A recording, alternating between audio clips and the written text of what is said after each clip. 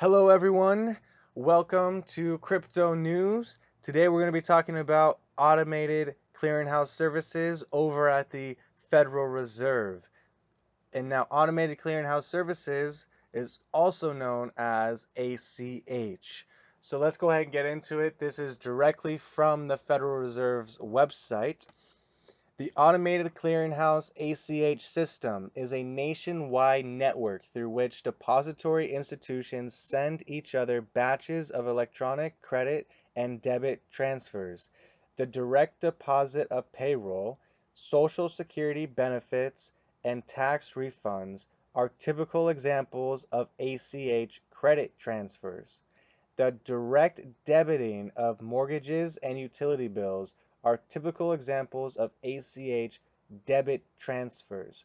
While the ACH network was originally used to process mostly recurring payments, the network is today being used extensively to process one-time debit transfers, such as converted check payments and payments made over the telephone and internet. Now, it's important to note that the Federal Reserve recognizes two types of ACH transfers. That is ACH credit transfers and ACH debit transfers. ACH credit transfers are direct deposit of payroll, Social Security benefits, and tax refunds. Those are the typical types of credit transfers by ACH. And now ACH debit transfers, those ones are direct debiting of mortgages and utility bills or debt. Those are the typical types of debit transfers via ACH. However, if you guys go ahead and read this article on the Federal Reserve, I'm going to leave links to anything I reference in this video, but you'll see that this is a pretty broad article that has different reports and different links, but there's things that the Federal Reserve has to follow when it comes to their policy, guidelines, or agreements. So what I did is I did a little bit more research when it comes to ACH settlements, and I'm going to go ahead and do that right now. I'm going to show you guys what I was able to find. And this one is the External ACH Settlement Day Finality Guide. This is a very important document. It's pretty lengthy. I'm not going to read all of them, but I want to go just into, where is it here? The summary.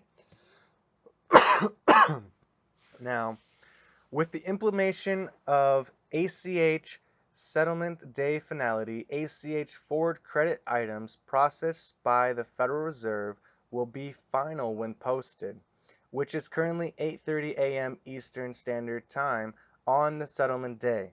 Under the current policy, the Federal Reserve's Uniform ACH Operating Circular number 4, which is the current one, also known as OC4, gives the Federal Reserve the right to reverse settlement for credit transactions until 8:30 a.m. Eastern Standard Time on the business day following the settlement day. Now, it is very important to note that this is only for credit transactions, that the Federal Reserve has the right to reverse settlement for credit transactions.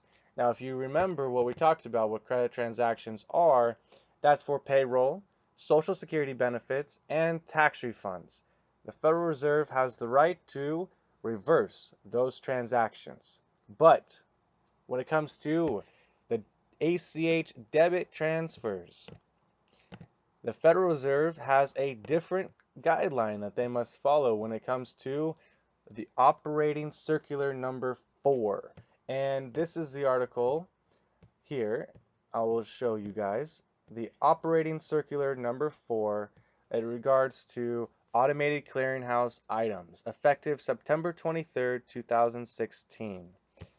Now, let's go ahead. You can see the different items they have. They have general definitions. You guys are definitely going to want to review this document, read over it. I have not read the entirety of this thing. However, there was some things I thought were very important that I wanted to share to you guys. That being number one, this here regarding the ACH and credit. and also number 2 when it comes to return of item and funds. Now, I think this is extremely important to note because who is returning the funds and what happens when those funds are returned. And that can be found on the Operating Circular number 4 on section 14.4. So a receiving bank must keep records that permit it to identify the source of receipt of items. By sending a returned debit item to a reserve bank, a receiving bank agrees on request to provide records showing whether it received the debit item from a reserve bank, and if it did not receive the debit item from a reserve bank, agrees to indemnify the reserve banks for loss resulting from a reserve bank's failure to receive the amount of the returned debit item from the sending bank. So this is very important to kind of understand because the terminology is a little confusing. So what I like to do is if I don't know a lot of things, what I'll do is I'll search it on Google. So if I don't know what indemnify means, I'm going to look it up. So it means right here to compensate or reimburse for incurred hurt or loss. Compensate someone for harm or loss. So what the Federal Reserve is saying right here is if if the receiving bank did not receive the debit item from a reserve bank, the receiving bank agrees to indemnify, which we just know now that that means to reimburse the reserve banks for loss resulting from a reserve bank's failure to receive the amount of the returned debit item from the sending bank. So these guys are saying they cannot receive. The Federal Reserve's bank is not able to receive a return funds. They're not able to receive it at all. And if the sending bank does try to return it to the Reserve Bank or to the Federal Reserve Bank, that they agree to indemnify or to also repay the Federal Reserve Bank for the loss that they incurred. That because they didn't understand this ruling.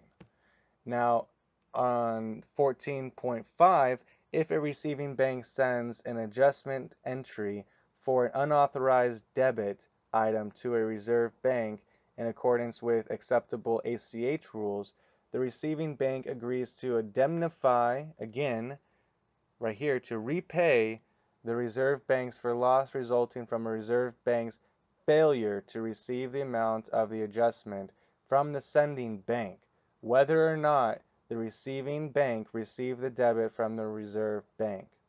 So this is very, very important to note, you guys. Like I said, I'm going to add all of the links in the description. Again, I urge everyone to do their own research, but when it comes to ACH, you know, it says right here on debit items from the Federal Reserve Bank, they're not able to accept a return. And if they do, like I say, the sending bank tries to send a return of funds to the Reserve Bank or to the Federal Reserve Bank, that sending bank is going to be incurred a loss and they'll have to owe the Federal Reserve Bank, like there's going to be lost money at this point just floating, because the Federal Reserve cannot accept the money. There's literally saying this, there's a failure to receive. So it's very important to note what's going on here, you guys, and definitely as more developments come about, we're going to be sharing more and more information. And as I was actually reading this, there was something that really stood out to me, and that is if you search on here for article A4 or 4A, if you want to know what article 4A is, all these things here, provisions of article 4A, let's see here, where's another one? Let's see if we can get some more article 4As. Let's see. Order and define in Article 4A. Wait, so that was credit. So credit item subject to Article Item 4A. So everything here is defined in Article Form A. That was beneficiary, include a beneficiary. So Article 4A, if you guys are very interested in Article 4A, I would urge all of you to do a little bit more research into everything. And, as we, like I said, as we kind of make more developments onto this topic, we're going to be releasing more information. But if you look up what Article 4A is, you will see that Article 4A is Uniform Commercial Code, which is UCC Article 4A, funds transfer. And this is a legal thing that's recognized around the world, and this is what they reference Article 4A. So whenever you hear Article 4A, they're not blatantly saying UCC, UCC, UCC. Now, if you look in here, there's one time or two times they reference Universal Commercial Code.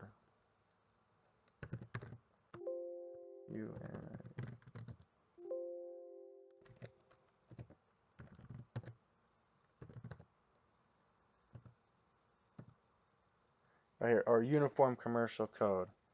So Article 4A means Article 4A of the Uniform Commercial Code has set forth in Appendix B Regulations J 12 CFR Part 210. Subpart B, it includes provisions of Article 1 referred to in Article 4A as approved from time to time by the National Conference of Commissioners on Uniform State Laws and the American Law Institute. So it's very important to note that what Article 4A is referring to Uniform Commercial Code. So again, I'm going to add all of the links here on this into the description.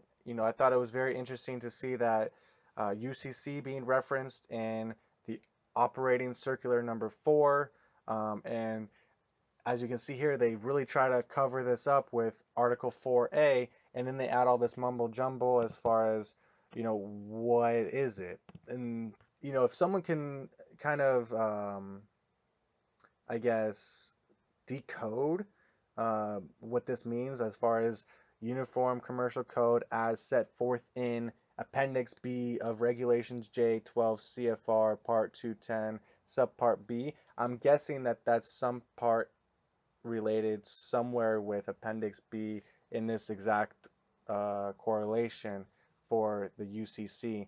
And yeah, you guys, that pretty much wraps it up for this video. I know it's a lot of information to take in. There's a lot of homework I guess you guys have to do as far as doing some more research. There's a lot of great things in this article, and all of these documents, there's great things to be looking up and to be researching. And that pretty much sums it up. So I hope you guys have a wonderful night, and take care all. Bye-bye.